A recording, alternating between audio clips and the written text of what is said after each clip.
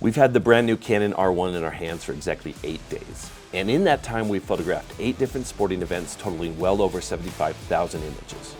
All to answer the question, is this the flagship Canon promised us? Let's find out. All right, we've had the R1 for about 24 hours, haven't shot anything yet, but hey, it's Friday night and we've got some soccer to shoot. Let's see how it performs.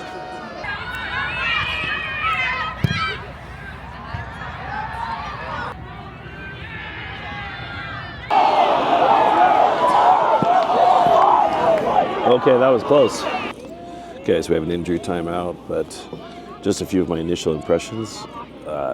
Solid. I'm really happy. The autofocus is super fast, blazing fast. And I'm really impressed with the tracking. That was an issue with the R3, especially where you'd be tracking a player and once they cross the head of another player and their heads are at the same height, the head tracking would jump to the other player in the foreground. And that seems to be much less reduced. It's not happening very often to me. I really need to go look at the images. But that was really surprising. And then I've shot quite a bit of action priority here during this game, and it's better than the R5 Mark II, that's for sure. It's gotten some shots that are pretty amazing. I'll have to go through those here in a bit. Oh, here they come again. All right, before we go through the images, I think I want to go over the settings that we're using for our autofocus on the camera.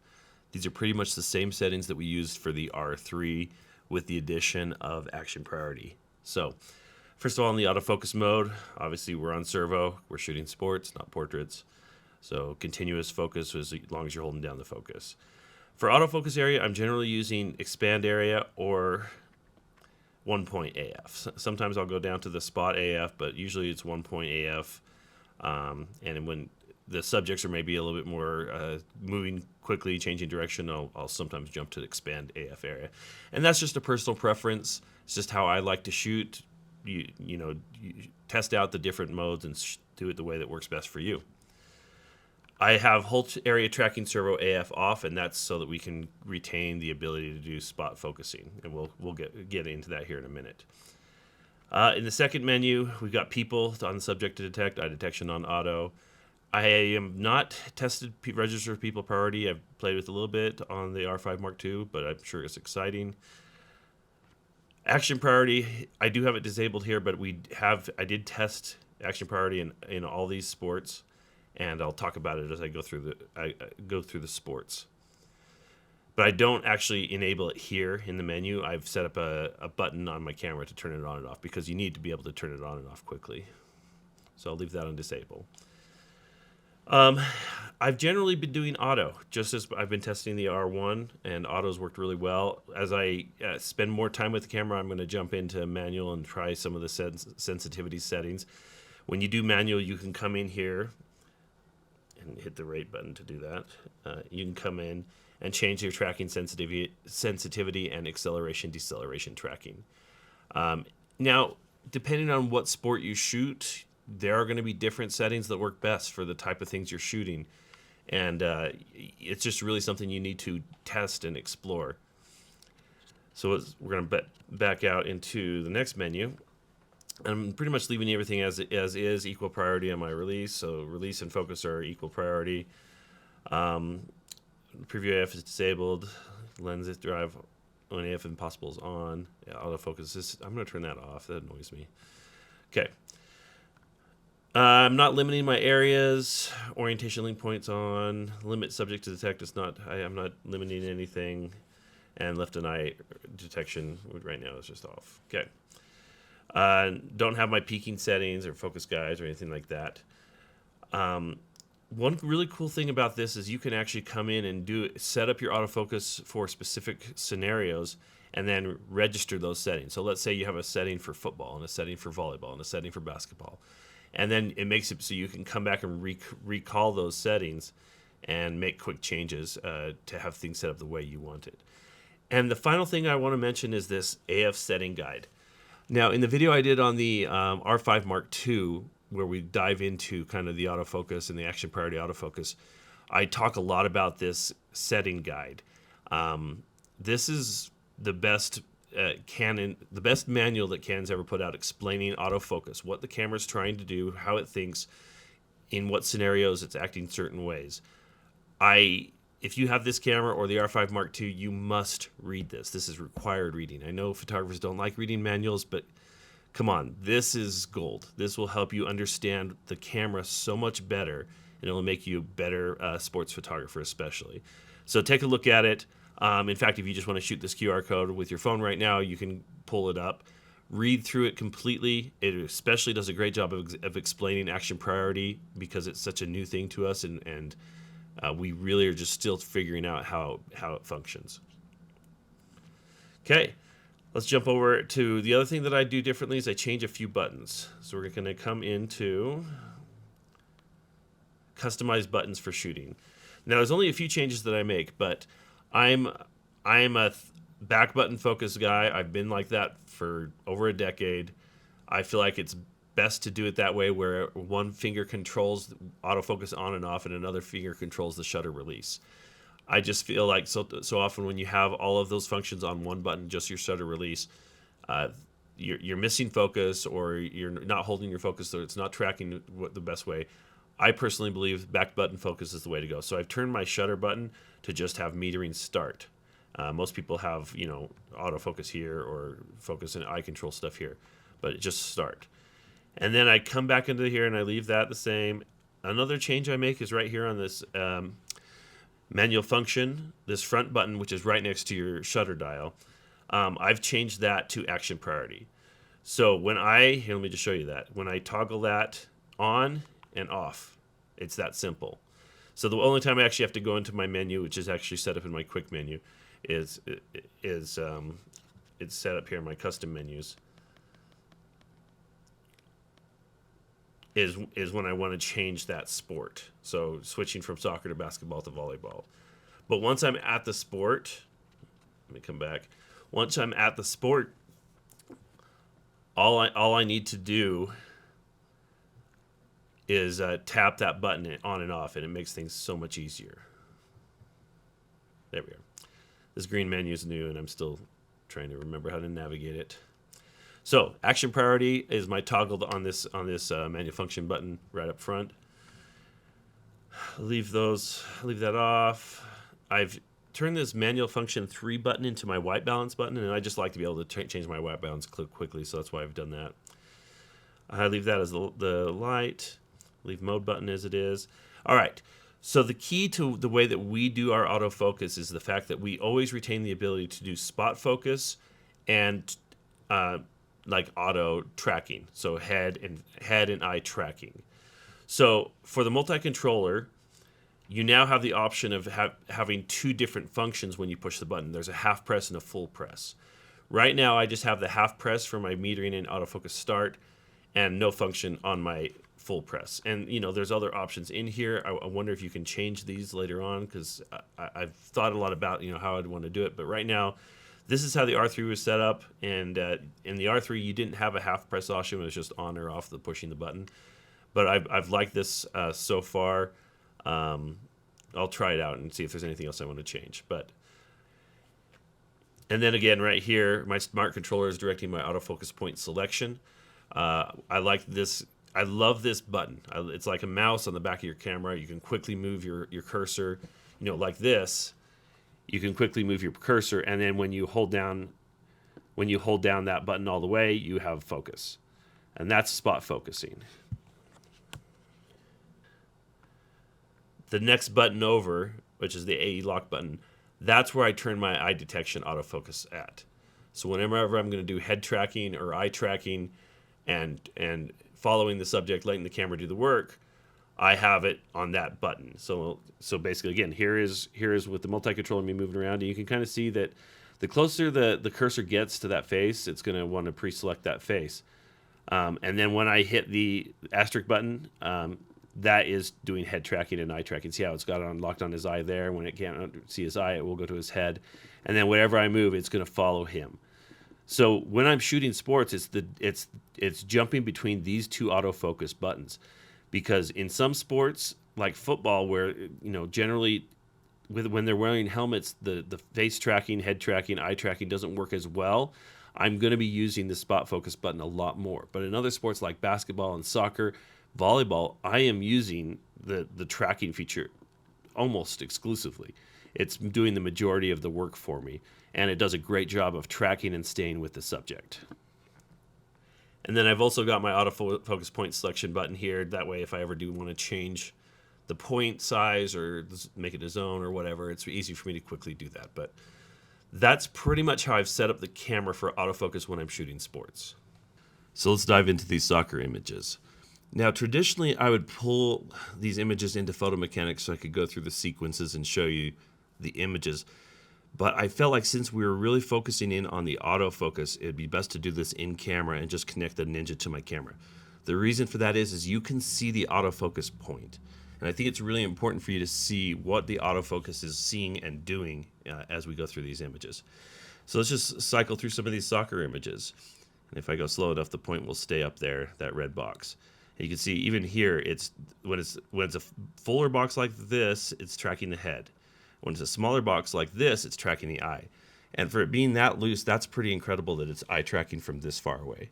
Now I'm shooting soccer with a 400mm 2.8 lens, and we're going to have a nice long sequence here.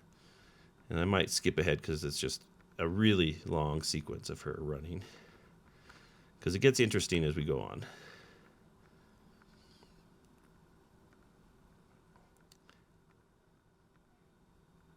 Someday it gets interesting, I promise.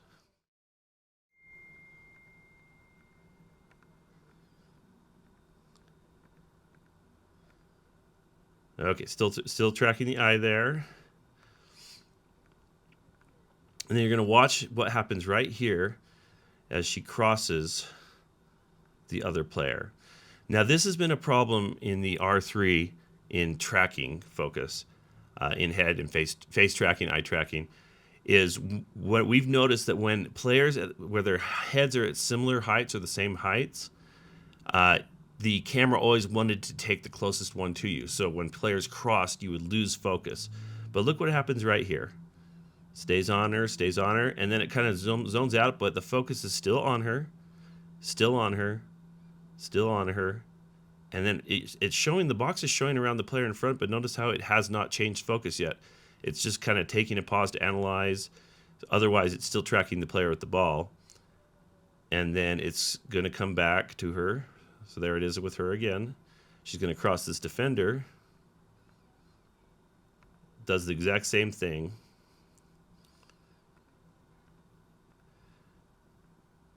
And stays with her. Now this is me using just normal face tracking, and I've noticed with the R1 that the face tracking is just so reliable. Does a great job with obstacles and tracking players as they're going have obstacles in their way. You can kind of see as we go through here, she'll take her shot. And that's a long sequence. I probably wouldn't usually shoot a sequence this long because I don't need all those images, especially for the when she's really far away. But again, I was testing the buffer on this camera, which again, the buffer is amazing. I think in shooting RAW plus JPEG, I was getting 420 images before I hit buffer, and I didn't hit the buffer once in any of the 3 sporting events that we covered this weekend. The only way I could hit the buffer was here testing it in the studio. Anyway, that's a good sequence showing a nice long track. Here's another one where she's going to go get passed by the players in the foreground. She's quite a bit far away, crosses, and she's still there in focus. It's going to be having a defender now coming cross past her.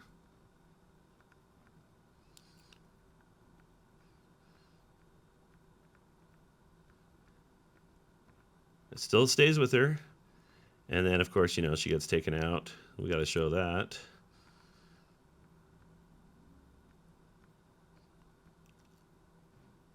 But does a really good job of just staying with her despite the obstacles. And again, that's just normal tracking.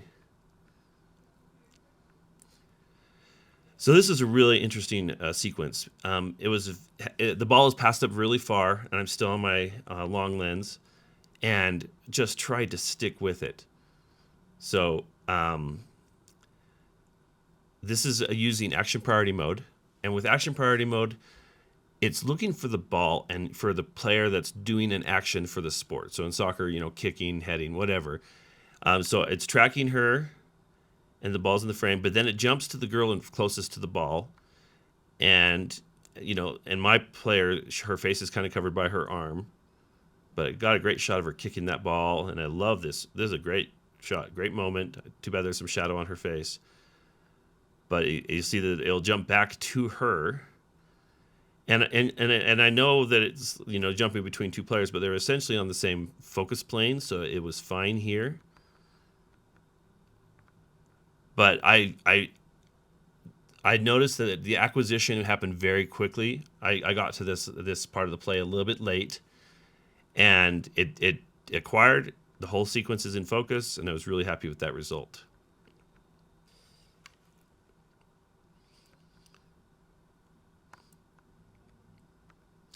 Okay, here's a little bit of a chaos sequence. Got two players in front of the player I'm trying to focus on. Focus is staying with her pretty good. She's still in focus back here. Even though that you see that the focus box is on the foreground player. Let me zoom in. Yeah, it's doing a great job of staying on her. And you see it comes back to her.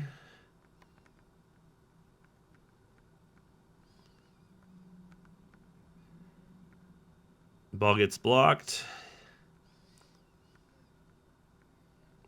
Everybody's looking for the ball. It's hiding under the girl's legs.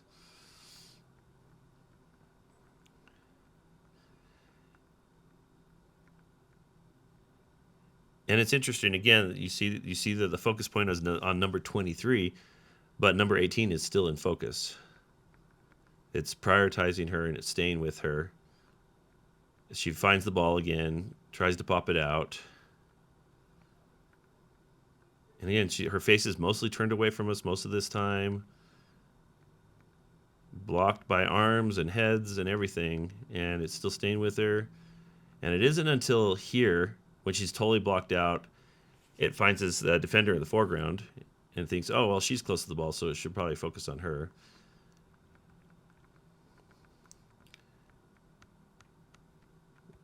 The main players are completely obscured. And then right here, the camera recognizes, oh, well, you still want this person in focus. So again, this is action priority mode. I'm just holding down the autofocus button and letting the camera do the focus, the choosing of the point and tracking, do whatever. And again, so since it was not perfect, but it did a really good job of again, not immediately jumping to the next closest person, staying with the player through that sequence. And then for some reason, I don't know why, it's just chosen to focus on the ball here, that's a weird thing. And I need Canon to take a look at this.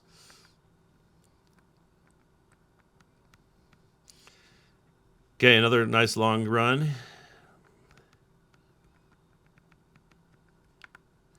And this is an example of it not working correctly. This is again using action priority mode. Start out with our player advancing with the ball, and then you notice the ball it seems that it's close to the person in white, to the defense, to the she would be an offense on the other team on Santa Clara. So it goes to her for a bit, which is really odd because she's way back there in the background. But then the camera realizes it made a mistake, and it comes back and tracks and comes back to and tracks our player. Another one where she's being tracked. Camera's not sure what to do. Comes back to her, getting crossed again. And this is pretty impressive. Like I say, when soccer, there's a lot of this happening. You're going to have a lot of players going in foreground and background it. So I'm happy that it was able to track. All right, here's another play of chaos. The ball's up in the air. Everybody's looking up to it. So I'm tracking the player that I think it should be. And she jumps, but then her leg's in the image. Her face is obscured, but look at what's happening here.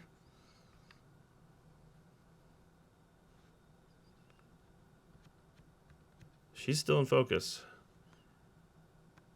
Still in focus. Eyes are closed. Still in focus. Then focus jumps.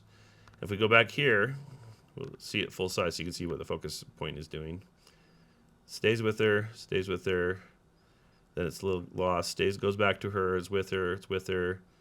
And then this is where it's comes back to her.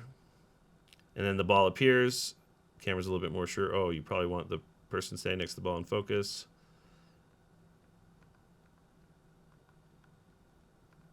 And then it thinks, okay, well, the Santa Clara girl is actually the one making the play on the ball, so I'm going to jump to her. And that's a really important distinction to make. The camera isn't really caring about what color uniform. The camera is caring about who is making a play on the ball, and that's something I think we could maybe fix with action priority. Is if we could prioritize a player with a certain colored jersey, it would solve a lot of these problems. If I registered, let's say, this blue uniform that we have at the beginning of the game, then it would solve this problem. If it could just ignore the focusing on the white uniforms and just prioritize blue, it would be a great way to solve that issue. Because right now it's just saying, oh, well, she's the one you want because she's kicking the ball. As a team photographer, I really don't want the other team in focus. I want our team in focus. Alrighty, well, I had a good night's sleep. Ready to get back after it today. Today we have some basketball right here at the Marriott Center.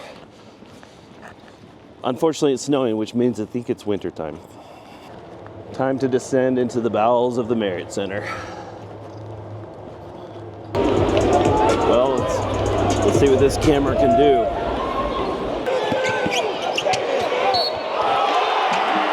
Been impressed to see how the camera is picking up, especially athletes as they're running through traffic and staying with them.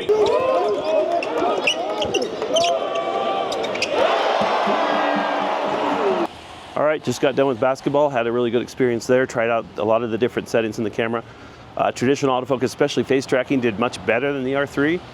And I did do action priority mode for a lot of the game, and it did really well. Maybe not quite as good as soccer, but it did a really good job, especially when a player was crossing and going in between and through traffic. It stayed with them for the most part. Got tricked a few times, but I'll have to take a look at the edit and show you what happened. So here's an example of just trying to do normal tracking without action priority mode.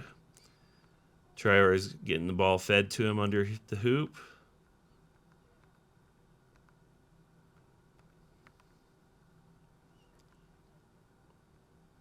Doing a good job of staying on him.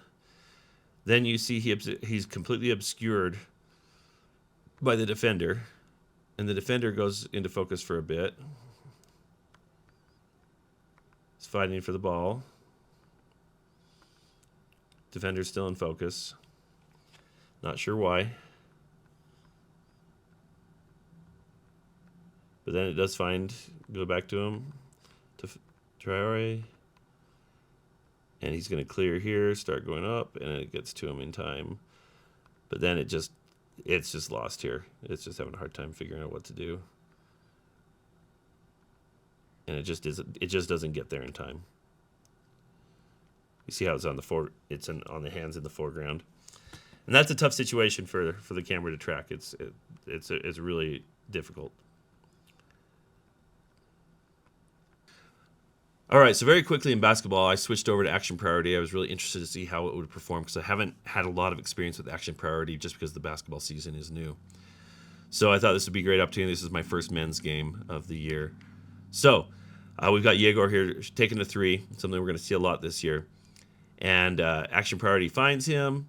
Folks starts focusing on the eye really quickly, does a great job of tracking him through his shot. And with normal tracking, sometimes when the arm comes in front of the face like this, it will get lost and confused, but action priority just jumps down to the body, tracks the ball. What I do know is as he turns around to celebrate, for some reason, action priority decided, you know what, we really like this player. We're going to focus on him over here. So it does get to Yegor eventually, but it did take a little bit. And again, his face is away from the camera. That's probably part of it. The algorithm's not looking for the back of heads as much as faces, so it prioritized the other player. But it did get there. It got there eventually.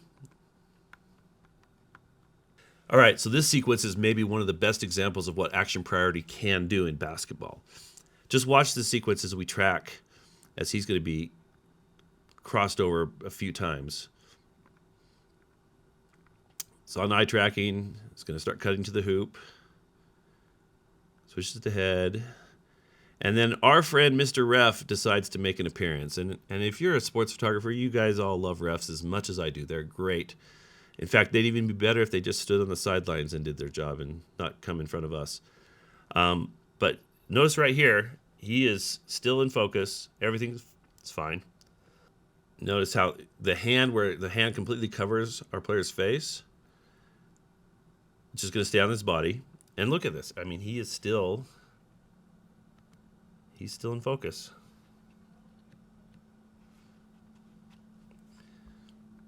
Still in focus, and then, he just disappears into the nothingness of the refs behind. And rather than freak out, rather than do anything weird, rather than rack focus, the camera's just like, okay. And then immediately as he's clearing, look, he's still in focus. Look how sharp those lines are.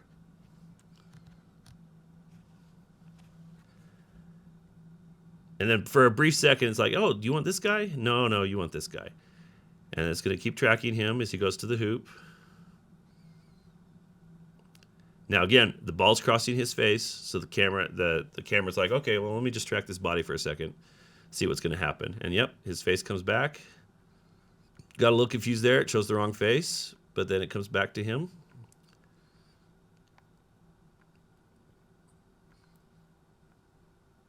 And he takes his shot. So here's another example of how we can make action priority focus better. I think one of the biggest weaknesses of action priority is when you're trying to shoot somebody playing defense. Again, it's prioritizing people with the ball, making a play on the ball. So when I'm trying to shoot Yegor here on defense, automatically the camera's like, oh, you want this person with the ball, right? And this is where I would love to be able to just register the white uniform as my jerseys that I want to have in focus, ignore the person wearing the black uniform, and this would be just dead simple. So you can see what happens here as we go through the sequence. It's on the foreground, focused on the offense here. And I'm just like, okay, camera, at some point, yeah, let's go look at him. Finally it gets there, but it's only for a brief time, and it's going to jump back.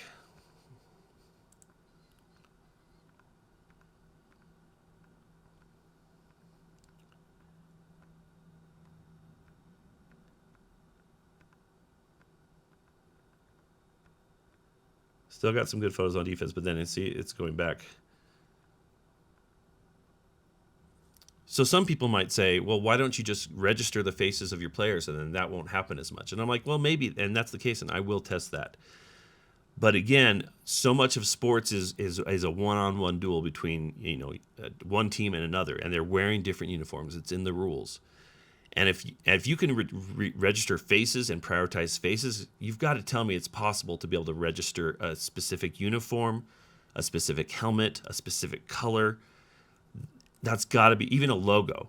It's got to be possible to recognize a logo just as easy as it is to recognize a face. And if I could just say prioritize white only, that would make my job so much easier as a sports photographer.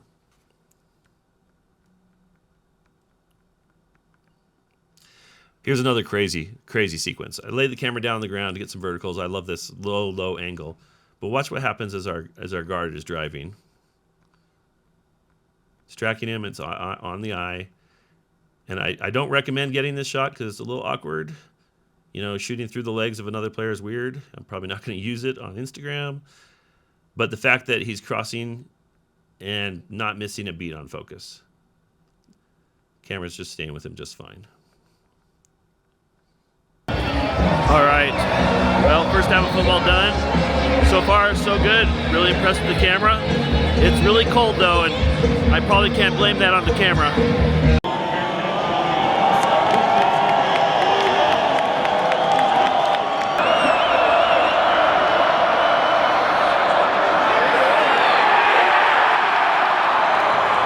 All right, late night here in Provo. Unfortunately, we lost, but the camera did perform pretty well. I think it tracked better than the R3, and especially face tracking, head tracking. It didn't quite give me what I wanted, was helmet tracking, but it is an improvement over what the R3 could do with football. Excited to go take a look at the images and see what we can learn. I shot quite a bit in pregame just to try to test the eye tracking and the face tracking.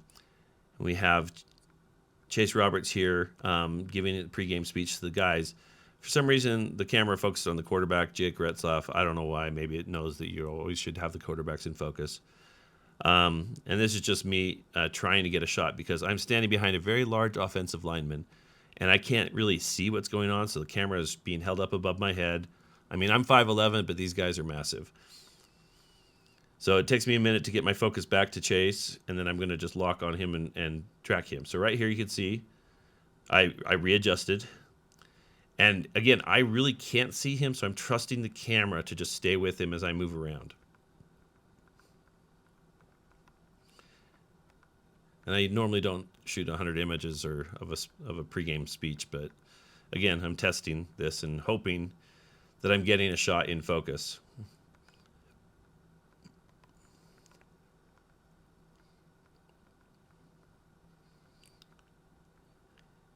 And then see right here, the camera briefly jumps to the background, but then it comes back. Got to stay with the team captains, right? So here we are back in the tunnel as the team is being introduced, and all the lights in the stadium are off except for the lights in their little tunnel. That's kind of backlighting. So this is a really tough situation to focus in. With the R3s, as I've used it earlier in the season, the R3s really struggled trying to get faces sharp, and I'm really impressed that the R1 was able to get even eye tracking in this low light condition. And you got Jake Retzlaff right there. He's in focus. Kind of a fun, quiet moment before everything gets crazy. And that's always been and you see there, it made it to the eye. That's been a big frustration of mine with tracking, with face tracking, is the inability to track a helmet correctly. The cameras always struggle with that. I had hoped that it would be implemented in this version of the R1, and I'm hoping in the firmware upgrade we can improve helmet tracking for American football. But it's also been a very difficult challenge for the camera to get past the helmet, the face mask, to see the eyes. And it's hit and miss depending on kind of how it's going. And we're going to show you some examples of that. But right here, it's tack. And this is, a 28 to 70 f2 at f2. And I love, that look and how it just makes him jump out from the background. And so this is just the same, just a few moments later as I'm taking a picture of another player back here. The focus is locked on the eye there, and it jumps up to Tommy. And you can see that he's wearing a face shield, right? And that face shield causes a lot of problems because you see the reflections of the lights and the other players in his face shield, and it makes it very, very hard for the camera to lock in on an eye. And it takes a while, but it finally does get there to his eye. And then the lights are going to go on and off as part of our coming into the stadium. And as they go on and off, it's going to make this really interesting. You can kind of see it right there. I'm not going to get full dark yet. But the overhead stadium lights, they're just kind of pulsing on and off. And I thought, okay, I'm just going to shoot a long sequence here so we can see what the camera is doing as the lights come on and off. And you can see that it's just trying to track the face there, but then it jumps to the eye, and we can zoom in and see that that's pretty sharp. Looks pretty good.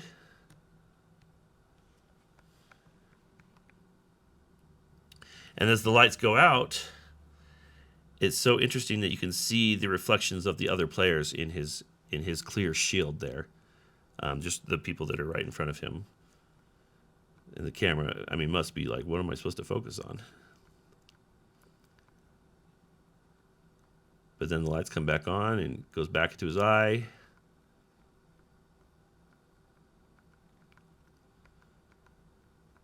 And the lights go back off.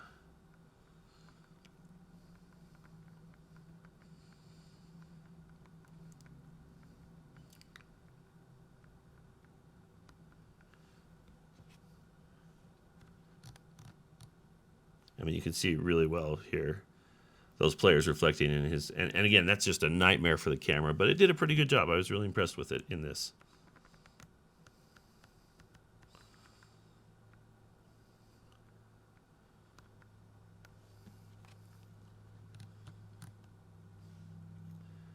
I mean, it's an interesting juxtaposition of his eye versus the reflection versus his own helmet. All right, so let's get to the game action. Now, with football, I'm generally shooting a lot more spot focus, again, because of the camera having a struggle being able to track people wearing helmets, depending on the situations. Now, if they're isolated, it's going to do a much better job. If it's just one or two players, I will do face tracking more, but I don't fully trust it. And I was, again, hoping that the R1 would improve upon that. It's definitely improved, but it's not quite good enough yet. So you can see when I'm holding down that, you have that square that's centered. That's my normal spot focus, and I'm trying to get the player to being tackled. So it's jumping back to him. This is just kind of a fun play. It's got John Nelson in focus, and then one of the defenders jumps up on the back of the running back and just kind of rides him like a horse for a while.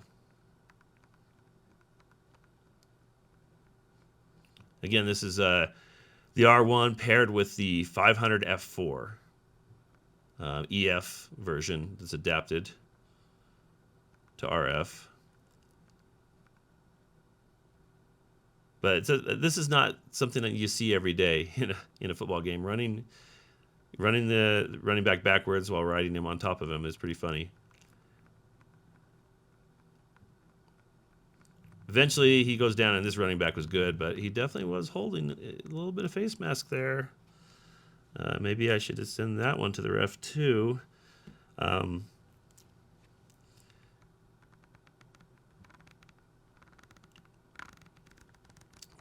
then after they do tackle him, Tommy jumps up and has to have fun with it, riding the Bronco.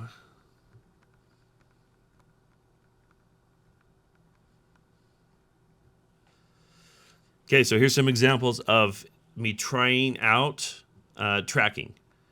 And you can kind of see the box is moving with the player. It's trying to stay on the face. There's some data there, but again, it's really hard, especially at night. It's having a hard time seeing inside the mask when they're wearing those visors that create an extra reflection, which the camera struggles with. But, I mean, at this point, it's pretty in focus. That looks pretty good.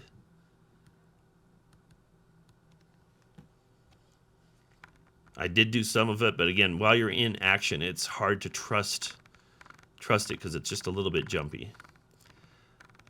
I will say this though, the R1, the initial acquisition of focus is so fast. So fast. It's hard to describe, but it feels almost instantaneous.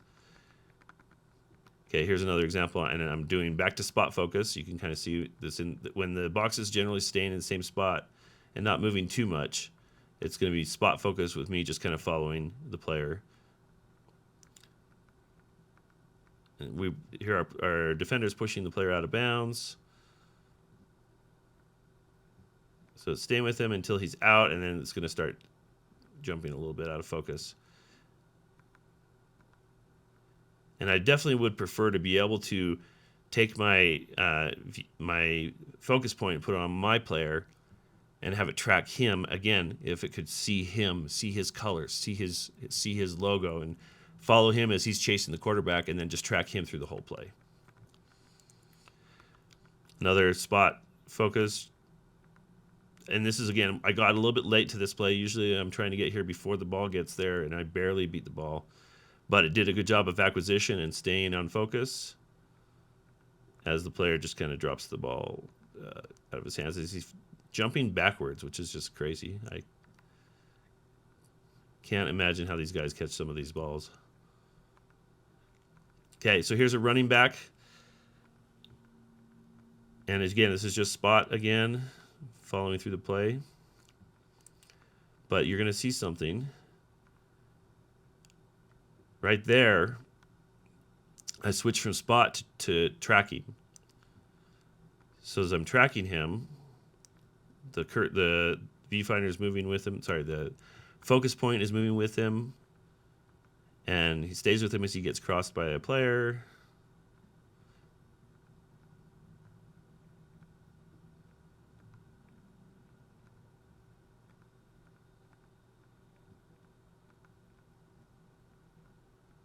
And then jumps back to his head. Another running back. And this one is pretty much just spot all the way through, but really sharp. Now you see a blocker coming up. Jumps to the blocker a little bit, but then jumps back to the running back as he's going through. He's going to run behind another block. You see how the focus now is still on him.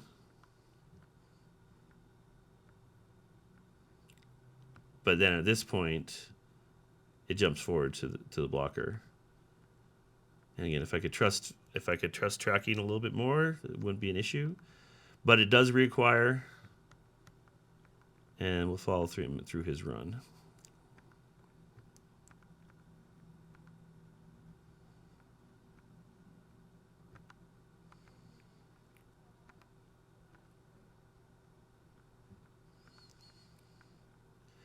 And then things are about to get interesting for Hinckley Ropati.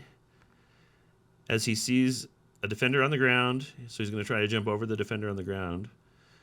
But then he also sees another defender coming high, and he's going to go flying. I'm just happy the focus stays with him.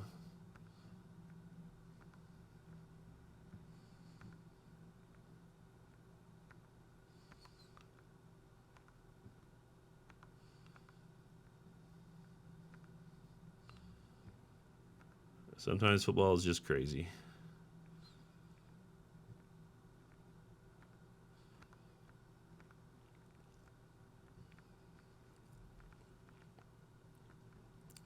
Okay, we got our quarterback calling for the ball. Focuses on him. And I think here's where I tried to do tracking. Yep, you can see it tracking on his eye. And I'm just like, okay, let's see what happens. As he crosses behind the defender. Tracking box is a little confused. Jumps foreground a bit on focus, but then jumps back to him.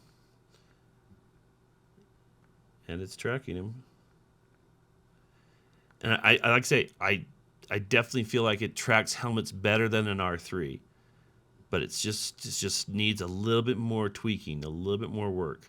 For me, I would like for the helmet to be able to see and understand what a helmet is, lock on that helmet, and then just offset focus just slightly so that the eyes could be a little bit more in focus.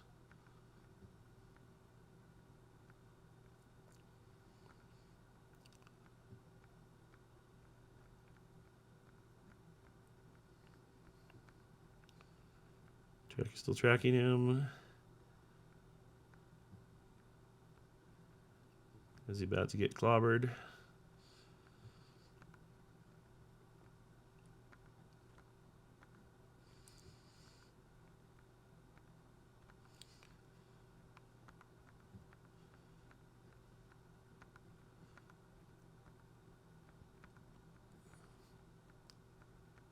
And finishes the play.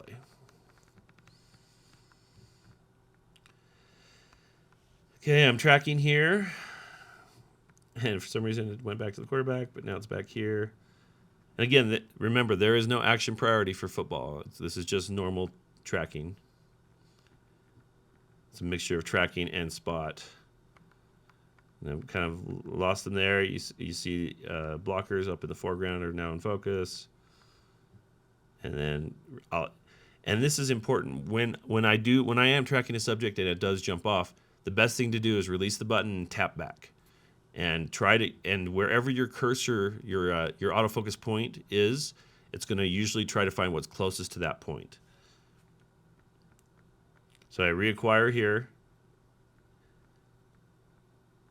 And you can see that it's tracking him now as he's running for the first down.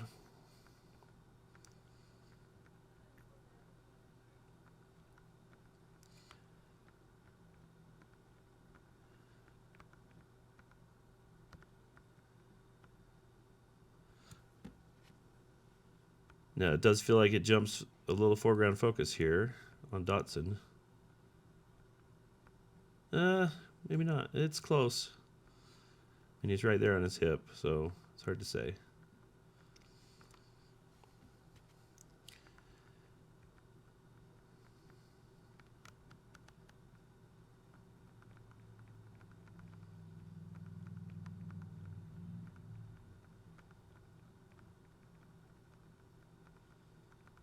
Just going to follow him out of bounds.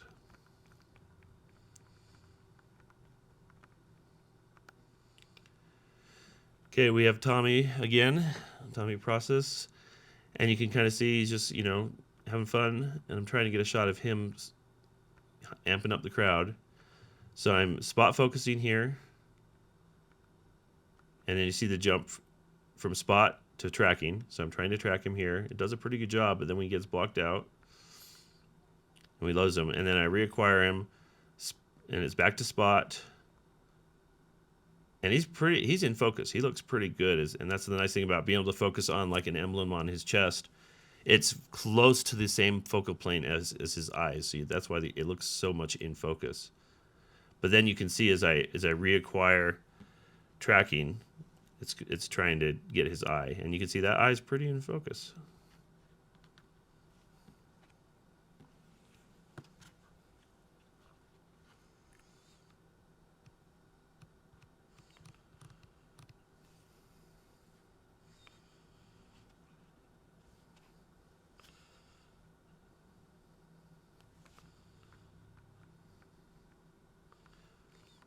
Okay, we got a nice tackle here. Just doing spot.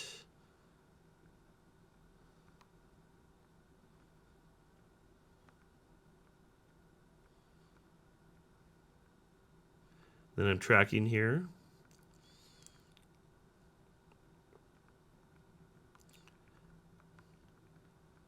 And then as my player pops up, I want to get him as he celebrates on the sack.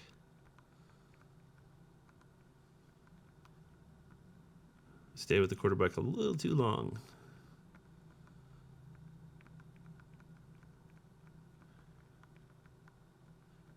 Because I should have been over here on Mooney. So I got a great shot of the guys in the background in focus. But then, again, it does a pretty good job of acquiring him quickly enough that I still get the moment. Which is fun. That's a fun moment. The only problem is he's obscuring the quarterback on the ground, which is you wish that you could see him in the background. It gives a little context to the moment. But a good celebration.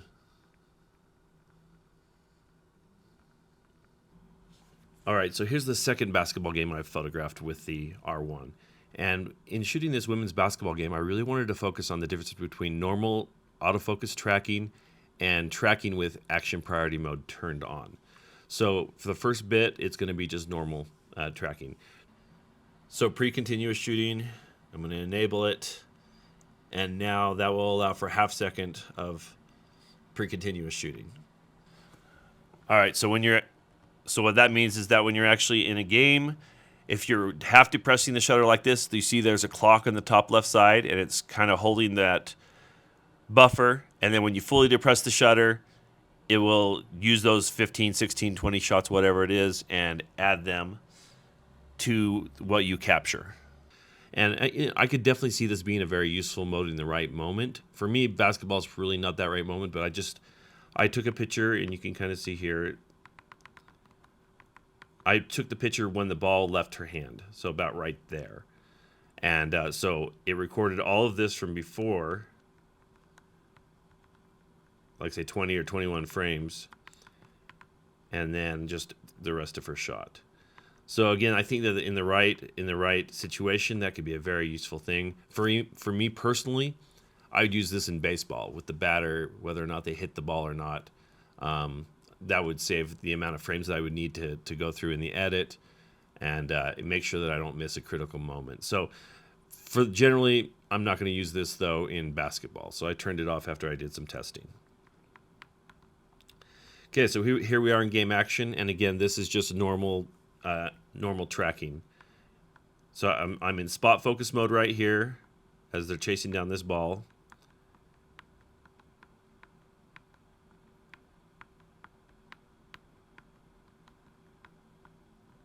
and then I switch over to tracking, and it's jumping to the athlete's head. It kind of follows her as we do this turn. Jumps to the foreground athlete, then back to the background athlete. But it did keep things pretty much in focus.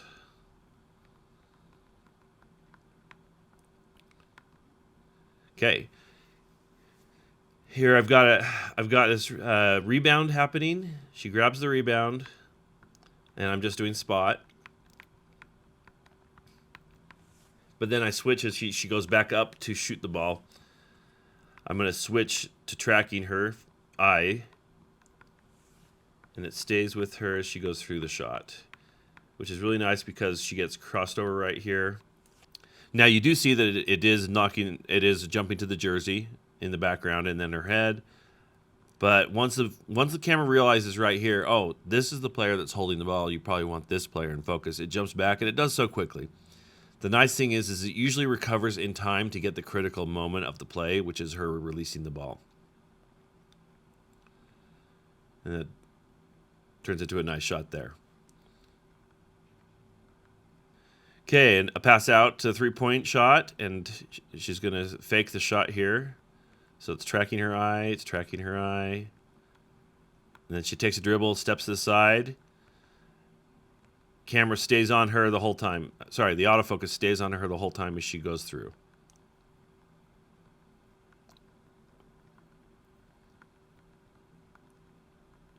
And I think a foul was called, which is why she didn't end up shooting.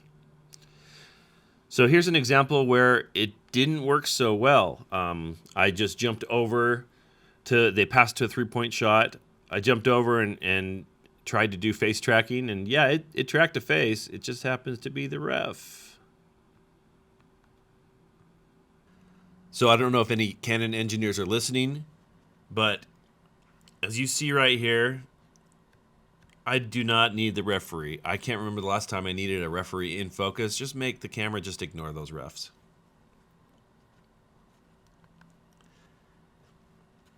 Now the very next play, same thing, but on the opposite side, and I made sure that I had the autofocus on her face before I started tracking.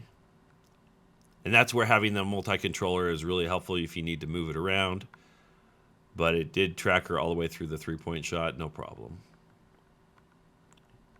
Even though the hand went in front of her face, players in front of her, it was fine. Okay, a little defense here. They're going to try to trap this athlete.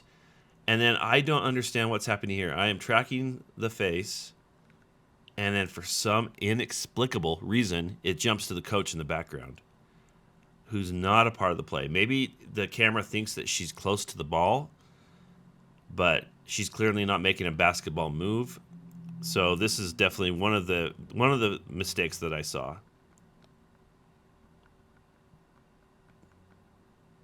It really wants to have the coach in the picture, but okay. So this is the point. For the first quarter, I shot just traditional spot focus and tracking, head tracking, eye tracking. So at this point, I switched over to action priority mode, and I wanted to see for the rest of the game what would happen if I just only used action priority mode and just forced myself to use it completely. So here's the first sequence. Driving the key. Now she's blocked out, jumps to the defender, but you can see the focus is on the jersey there. But again, the camera does recover in time. You can kind of see it here, right about here. It jumps down to her eye. And as you look, she's definitely in focus. She goes to make the layup. It follows her through the play. Does a good job there. And then if for some reason, again, maybe it's thinking that this player is going to rebound the ball because the ball's closer, so it does jump. I wish it would stay longer with the original shot maker. Another one driving the key.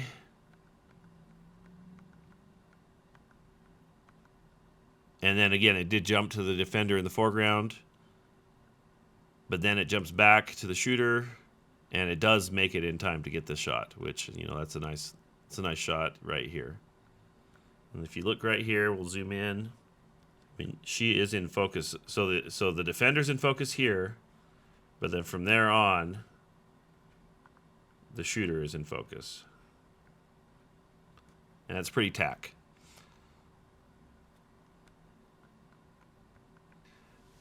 So this is a problem that I noticed from last game. When our players are on defense, the camera is always going to go to the person holding the ball, the person playing on offense. So I did an experiment, and I went and I registered the faces of 3 of our starting players, 2 guards and the center. And I wanted to see if registering their priority would make it easier for me to photograph them playing defense. So basically, I went to our website and got a picture of the guard. I want to register people priority. I'm going to go in here, register her, photograph people and register, get her in the box. And then I'm going to register that image. And then I'm going to come in and kind of change the priority of who's registered. So right now, this is the first image the camera would see, the first priority, second, and third. And I wanted to see if that made a big difference in the game, especially when they were on defense. So here it is again, running in action priority mode.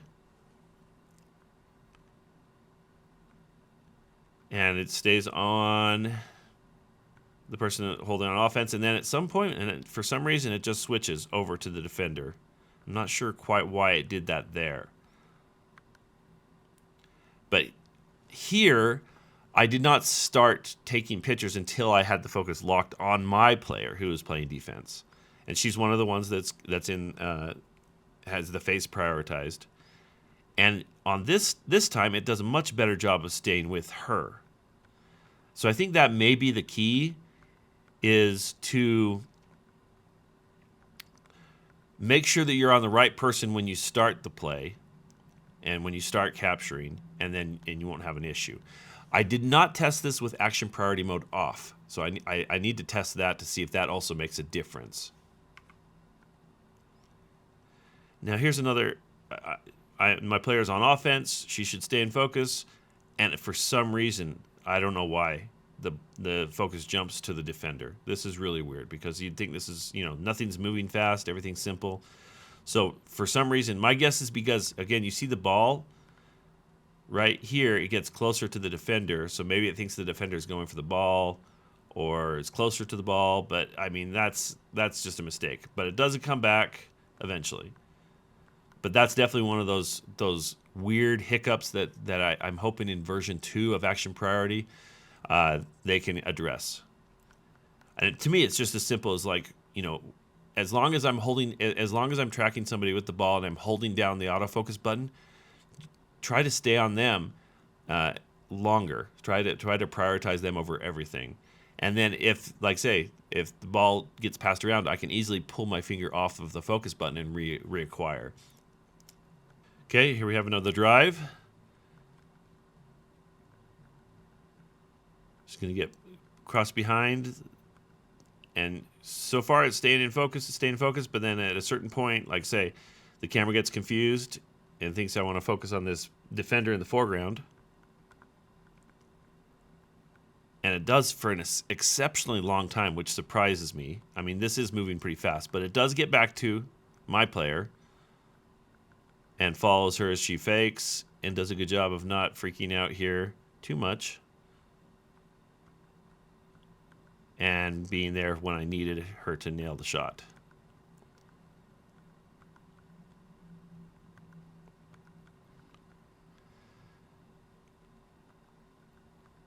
Okay, so here's a really good example. Player's going to try to come in and take a shot.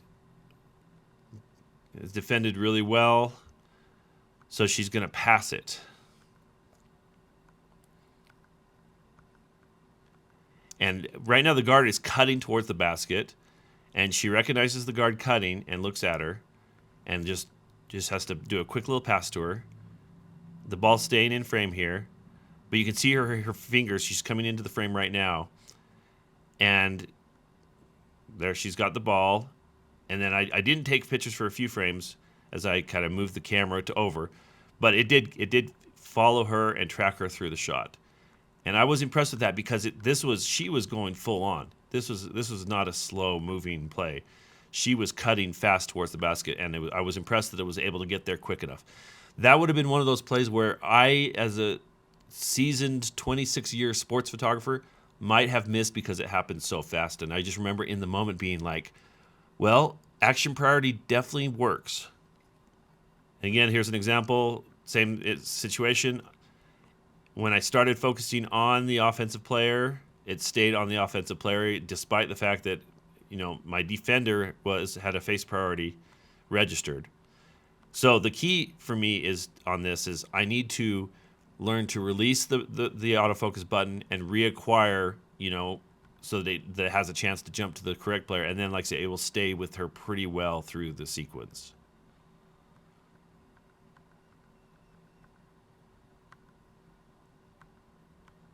Although it did jump back here. Just a quick rebounding shot. It happened very quickly. And she's there kind of going for the ball, but then for some reason, and I think, again, because this player back here in the background is close to the ball, it thought that player was going to get the ball, even though she's 15, 20 feet away. But the camera eventually gets there.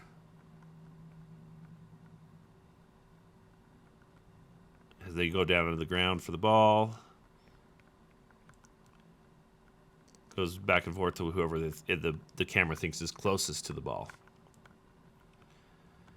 Okay, one more defender shot. And again, this time I started on the defender. I had her in focus before I started taking pictures.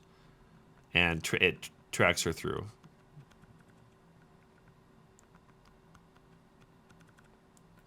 So again, you can let go of focus, reacquire, and focus on the person that you want, or you can turn action priority off on defense. But again, that's something that the defense is one of the weaknesses of action priority.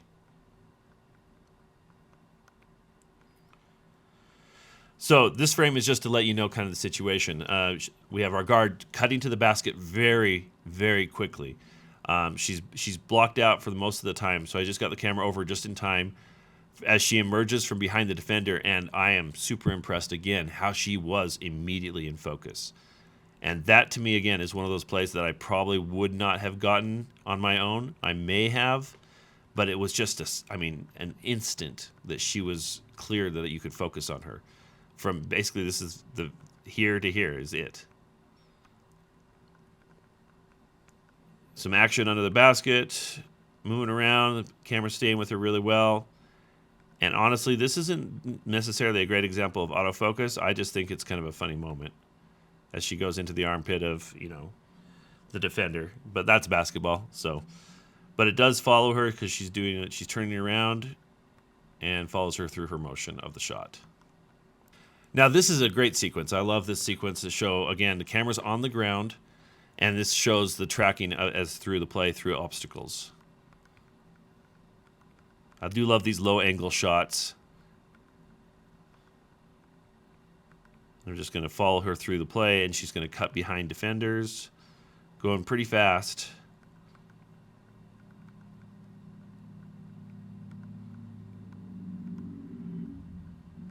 Still in focus, and then right here she's behind two different people. But it does kind of just wait a second. It's trying to figure out what's going on, and then now at this point it does jump to this defender here in the foreground. But then it finds and realizes, oh wait, the ball's over here, and it gets back to her in time to get the layup. During the volleyball match, I thought it would be helpful for you to see what I'm seeing in the camera while I'm photographing. So I've attached the Ninja to the back of the camera. On the HDMI, when it kicks it out, you actually lose the ability to see the viewfinder, and it's going to appear on the Ninja. So I'm kind of shooting off of the back of that screen, which is why things are a little bit more herky-jerky than they normally would be. But it does give you a good sense of what volleyball looks like in real time. So I've taken these clips and made them in full speed and then half speed. Just so you could see what the camera was doing as far as switching focus and how quickly things happen in volleyball. My students always say volleyball is the hardest sport to learn because it's so quick and there's so many obstacles in the way. So let's go ahead and watch these clips to the dulcet tones of the William Tell Overture.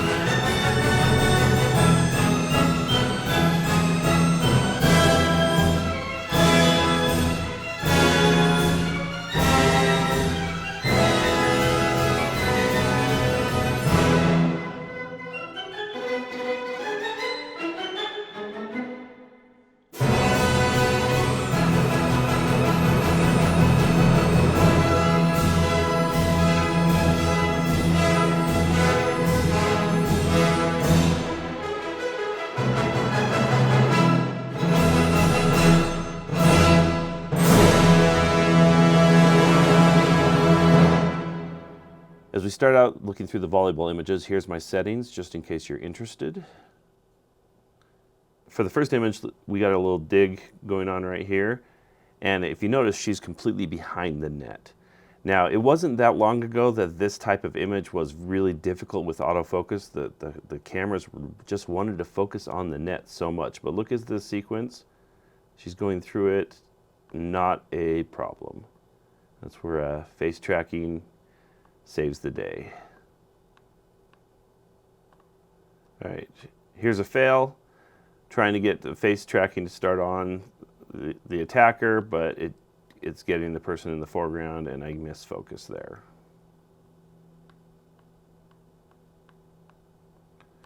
And again, I think if I would have gotten a little bit sooner, if I would have got there a little bit sooner and get started focus, I probably would have been more successful. All right, here's a pretty simple block, but it is pretty consistent as it holds focus on her eye. And then the ball knocks down. Middle blocker has a nice set here. And just again, same thing, I'm just gonna track her face all the way through the image. And again, when the hands come up, she's still there. We can zoom in on that. See that her eyes are nice and in focus and everything's nice and tack. And then as soon as the ball leaves the frame, it jumps to the background for some reason. But it tags the girl in the background, but it doesn't jump focus quite yet.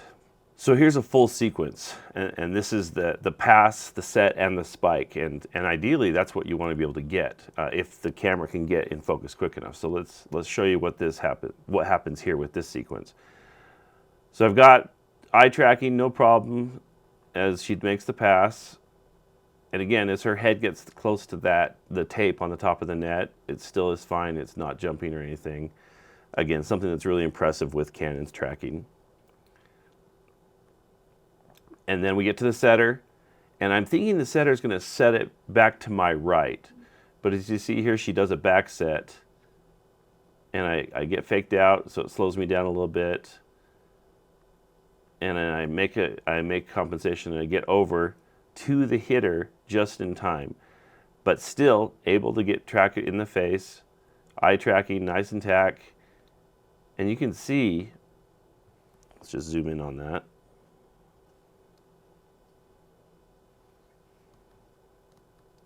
I mean, look how sharp that is. Here the hand is obscuring her face and that eye is still nice and in focus. Pretty impressive that it could follow through on that sequence.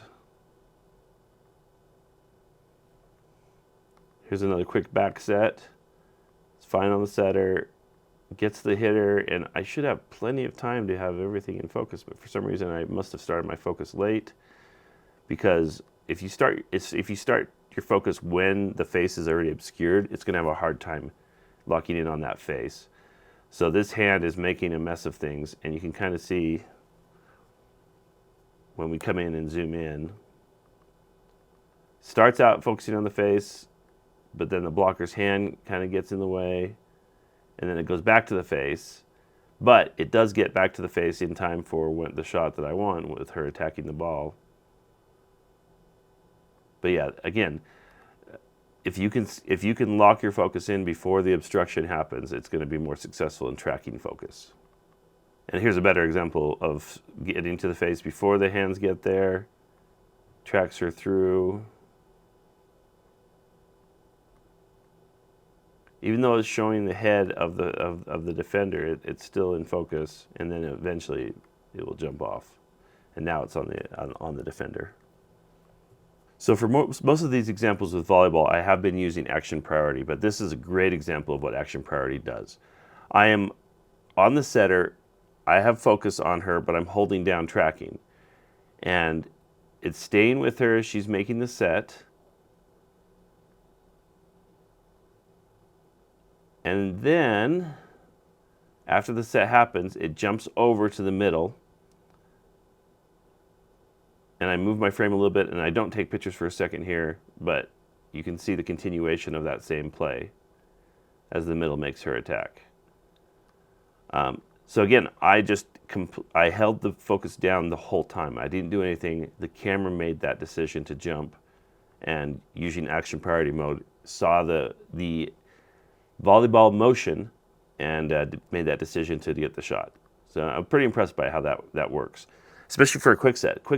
If you shot volleyball before, these quick sets are so fast that you're either just on the same focal plane as the setter, or you're just getting lucky to get focus because it's just happening so quickly.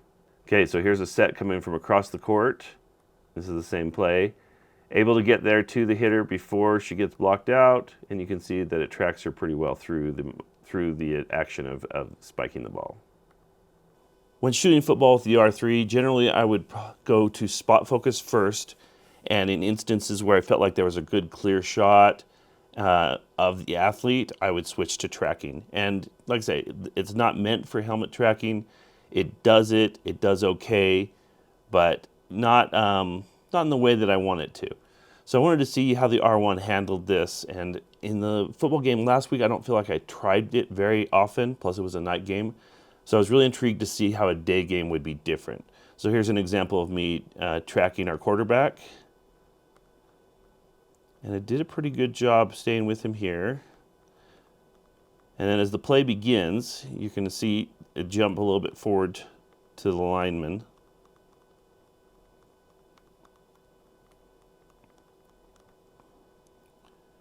Right there, and again, see how the head is close to the other head, and that's usually when you're going to see something like this happen. Although, hey, it's great that I have this photo of this lineman blocking. Linemen are one of the hardest things to shoot. So getting a clean shot where you see their face, but also them doing their job, it's actually a bonus.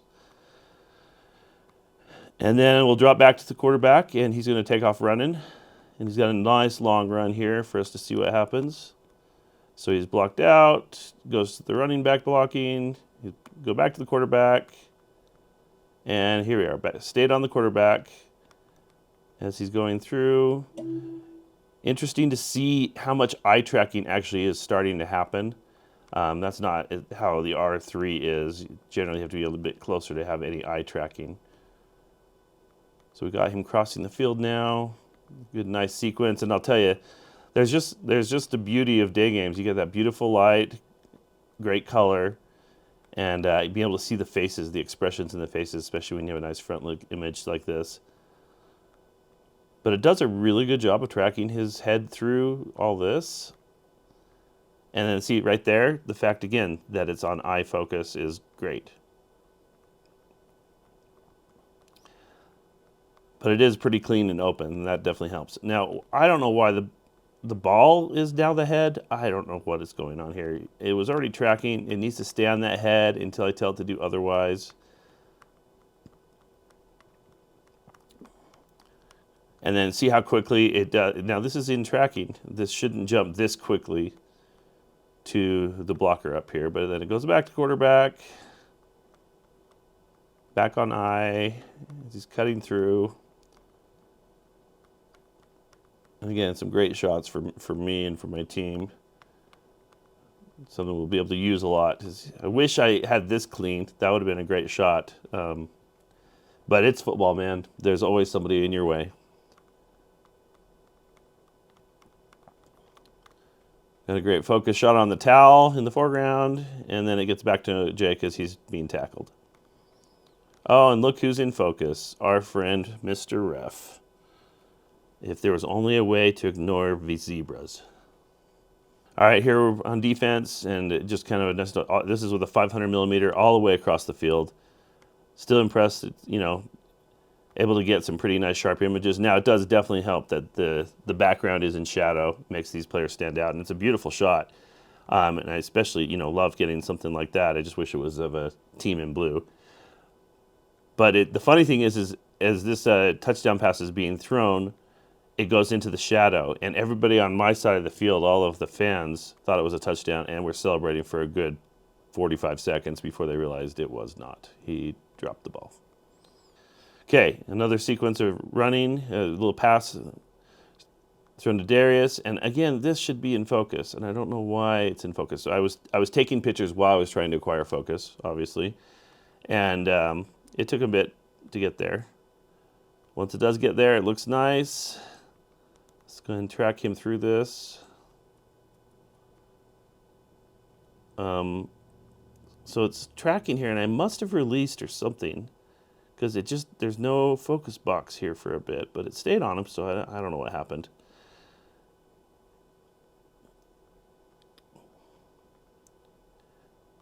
Always fun to see kind of the shadow of the hand coming to swat.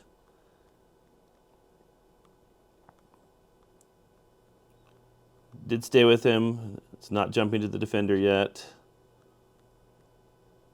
Going into the shadow. This is why you shoot in raw, so you can fix that. Tough with that background though. And this is a tough lighting situation. Had to deal with in the game. Still running through. He gets knocked out of bounds. Goes to the defender's helmet for some reason, but gets back to him eventually and does a good job of tracking him as he's flying out of bounds.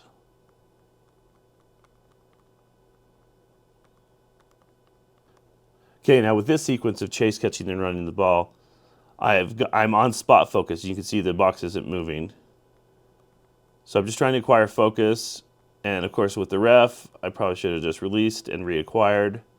That's going to throw things off for a minute here as it tries to You can see how it's starting to jump to the ref and then jump back to chase.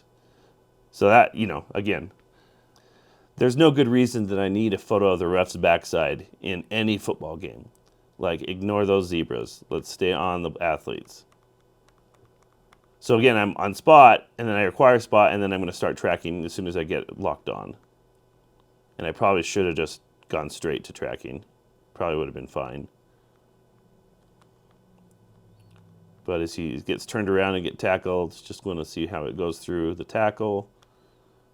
Back on the head, and then the torso, the head, and then defender, and then down here on the other defender. So it's a little front focused, and then get back on him as he hits the ground. And that's something that's interesting. At 40 frames a second, it is pretty impressive how quickly it does fix itself. And like I say, a lot of times I'm getting the image I want. It just takes a little longer sometimes to get there. And I feel like with all the other sports, you see the difference in how much faster it is acquiring locking focus. With football, that's where it struggles. Again, the helmet is an issue for football in not only in the Canon, but in all of the major brands. They need to do a better job of getting this locked on. So Scataboo is an amazing running back. We're going to see him do a little Scataboo here on the side and run our defenders. But he is a lot of fun to watch, just not fun to play against.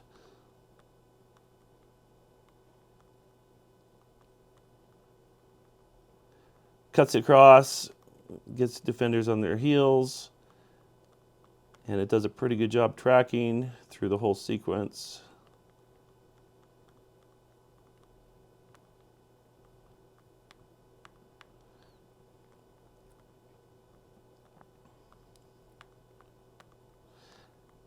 Now again, I wish it was easier to be able to switch to shoot the defender, but I don't know which defender is actually going to make the tackle. So if there was a football priority mode where you could like prioritize the defender, that would be great. Or again, focus on the blue helmets instead of the orange helmets or the yellow or whatever color that is. Because you just have two athletes, two different teams, and there's one team I want in focus and one team I don't care as much about.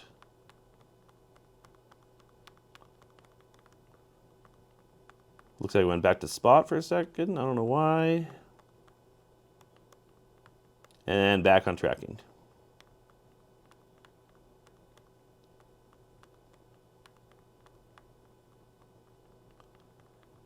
And then eventually he'll get pushed out of bounds here.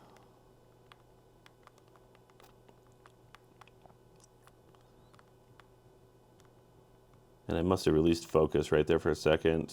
Reacquire. Back on tracking as he's pushed.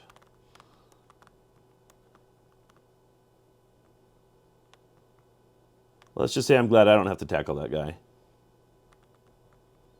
Here's an example of just a question mark. I'm not sure what's going on here. Tracking my defender.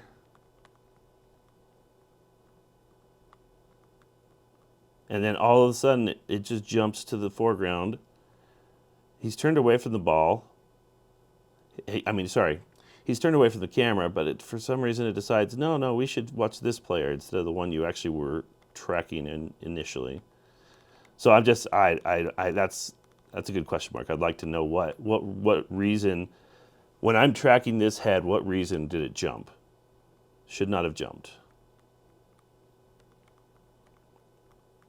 Here's just a couple frames. Just want to show you what a horrible photographer I am. Our defender, I'm trying to get our defender knocking down the ball or getting an interception.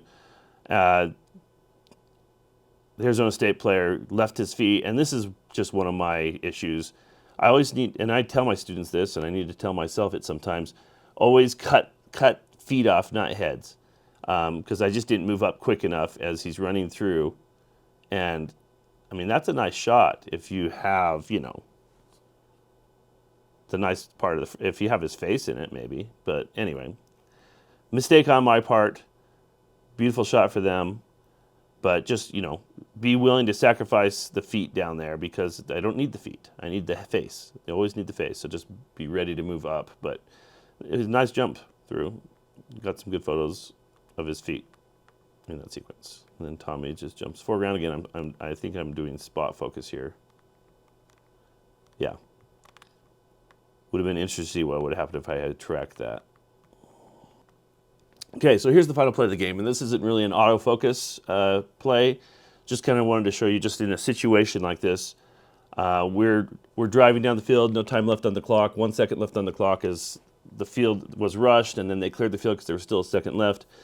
Our quarterback's back on the 48-yard line. It's a Hail Mary.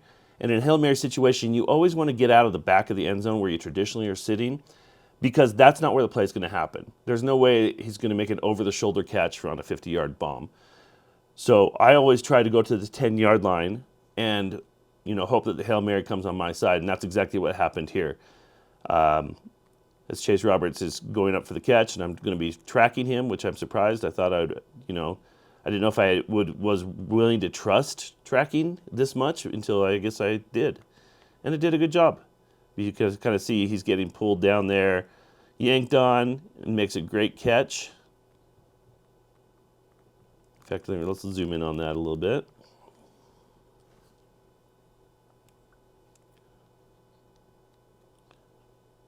Okay, there we go. Little tuggy tug. Hits him right in the chest, bounces right into his hands, and holds on to it. I love how tack that is. That is awesome. Only thing would have been better is if he was, a foot over the goal line. Just couldn't quite get the ball there.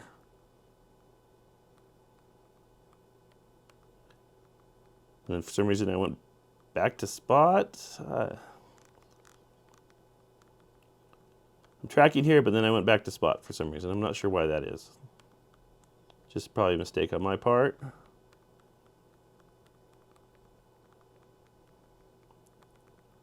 And unfortunately, that's it. The game is over.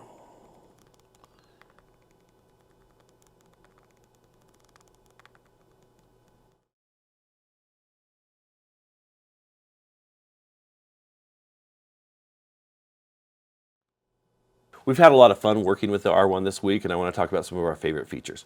Number one, top feature, hands down, autofocus. This is the best autofocusing camera Canon has ever made, and it's not even close. It's a big improvement over the R3 and what it can do, and it's even better than the R5 Mark II, which has incredible autofocus. Much of that's due to Canon's new chip, the cross-type sensors, which can see vertical and horizontal lines, plus the coprocessor, which helps with AI focus tracking and all those special features. To me, this camera is a sports camera, and the autofocus is stellar. In addition to the traditional autofocus, which includes tracking autofocus, action priority mode works really well in this camera. I did a really in-depth review of action priority mode in the R5 Mark II, and in the R1 it's much better. You can tell it's the exact same system, but because of the hardware of the R1, the implementation works better. It does a better job of finding the right subject, tracking them through obstacles, and getting accurate focus. Now, it's not a perfect system. It's something that will definitely be improved upon as future firmwares come out, and we'll talk a little bit about some of the suggestions for those improvements later. Something I want to make sure and reiterate is the Canon autofocus settings guide.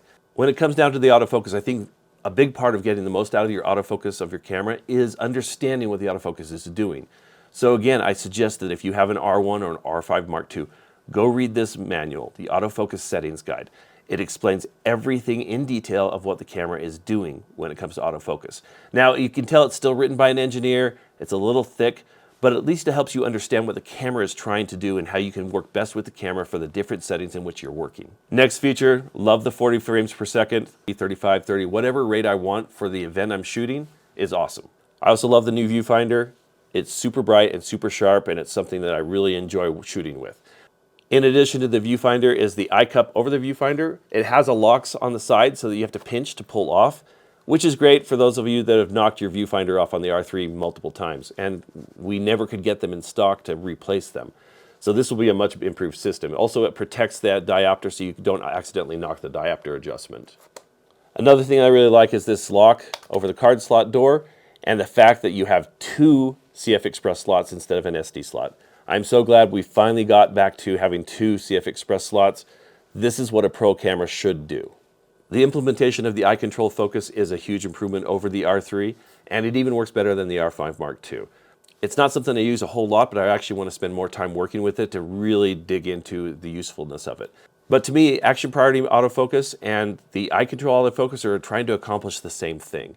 Help us choose the right subject during sports action. And to me, action priority mode is more effective, so that's what I use. The connectivity in this camera is excellent.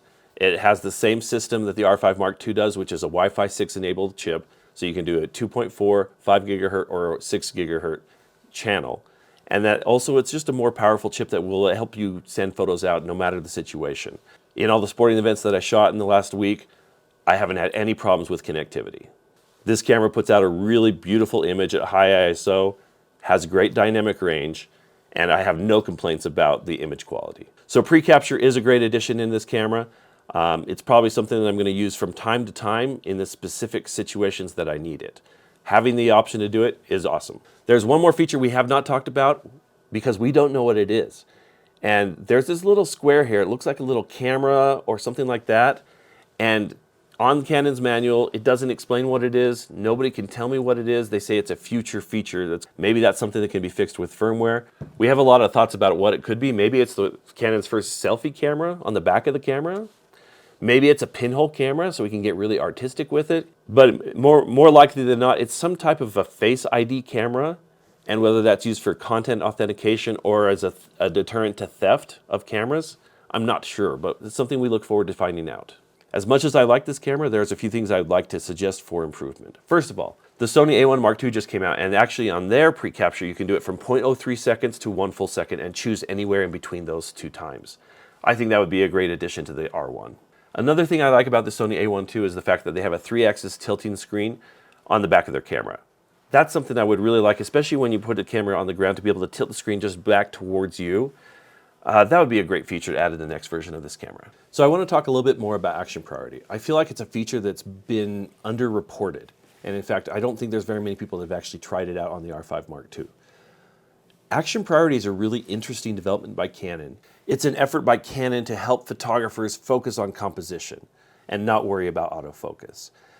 I think this is a really great development from Canon, something I'm really excited to see as it matures and it grows. But even in this very first version, I'm really impressed with the capabilities of it. I would say this, if you're a beginning sports photographer, Action Priority will help you be a better photographer, hands down. It will take you as a beginning photographer and make you maybe an intermediate level photographer.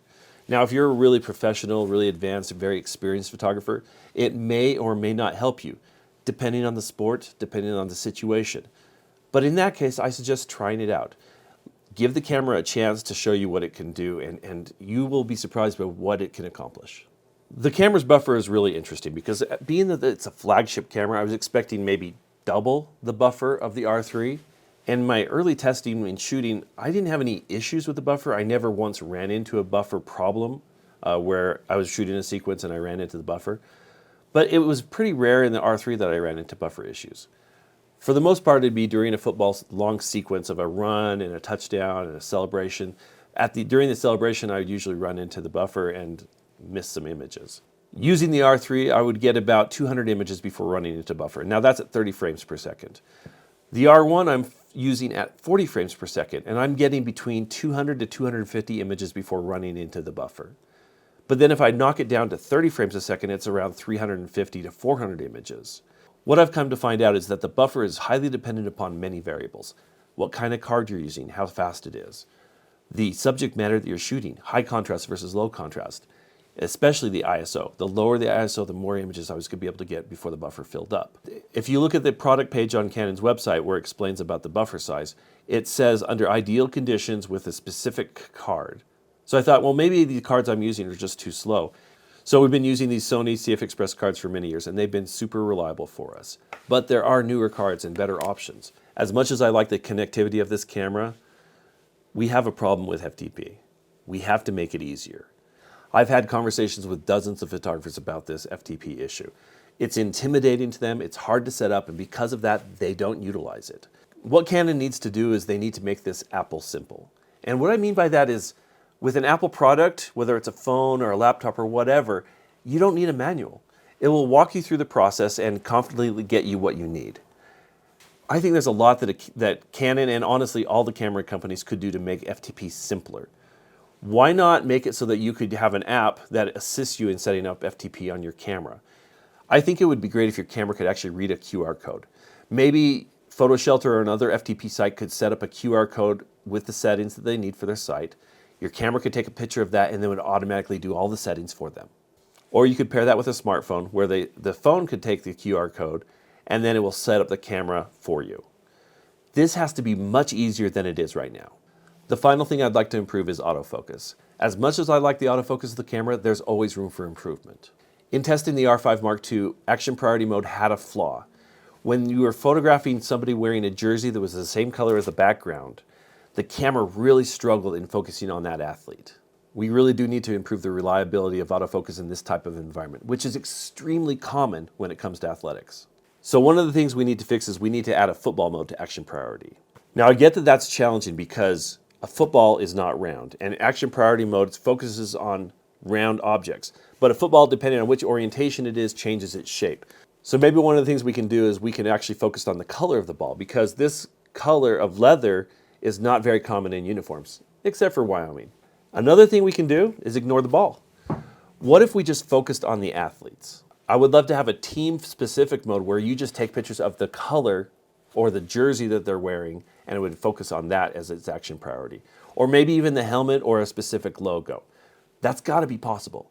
And in fact, maybe this isn't even an action priority thing. Maybe we need a completely different team mode where you can take pictures of a specific jersey or a specific color, and the priority will be on that.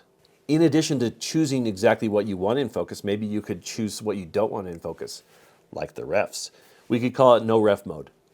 Another thing which I've been asking for a long time is a focus limiter. The ability to set a foreground focal plane and a background focal plane so that the focus cannot pass those two barriers. It'd be great for a sport like volleyball where I don't want the focus to come behind the net and focus on the other team. I only want it to stay on the zone of my athletes. Having the ability to set and determine this zone of focus will help me get more images in focus. All right, here's my final request, sticky mode. Now I'm really happy with the increased stickiness of face and eye tracking in this camera, it does a pretty good job, but from time to time, it still will jump to another subject. What we need is sticky mode.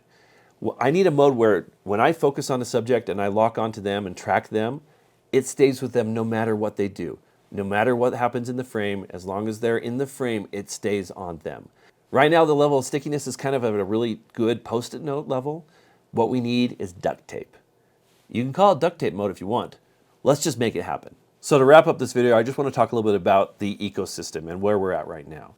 To me, it seems like the R5 Mark II is really the best all-around camera that Canon makes. It can shoot weddings, it can shoot sports, it can shoot portraits, it can shoot food, it can shoot animals. Anything you need to photograph, it can do, and do it at a really high level. The R1 is really a specialty camera. It's a camera that's meant for action sports, maybe for animals, birding, that kind of thing, maybe motorsports, but it's a camera that's about action. So the R1 has a few things that the R5 Mark II does not have. First of all, it's got that vertical grip, which makes it really ergonomically ideal for shooting sports. In addition to that vertical grip, it has this smart controller, which makes a huge difference because you can quickly change your autofocus point. The second thing that it has is the upgraded imaging sensor. It's got a very fast readout and a huge buffer. That makes a big difference when it comes to shooting sports. And the final thing is pretty obvious. It's that upgraded autofocus. With dual pixel autofocus, as we had in the R3, it only could see vertical lines. But this camera has cross-type sensors that will allow you to see vertical and horizontal lines, which makes the autofocus quicker and more accurate. In addition to the DigicX processor, there's a coprocessor that's dedicated to dealing with improved tracking, such as we see with action priority mode. So the only question really left is, what does this mean for the R3 line? Canon has said that they're going to continue making R3s, and it doesn't really make sense because there's not much space between the R1 and the R5 Mark II. The only thing that makes sense to me is if they added global shutter to the R3 Mark II. That way there'd be some distinction between the different levels of camera, and you'd have lots of options to choose from. Well, I'm really excited to keep working with this camera and finding out what it can do. So if you have any questions about the R1, go ahead and put them in the comments below. Otherwise, we'll see you on the sidelines.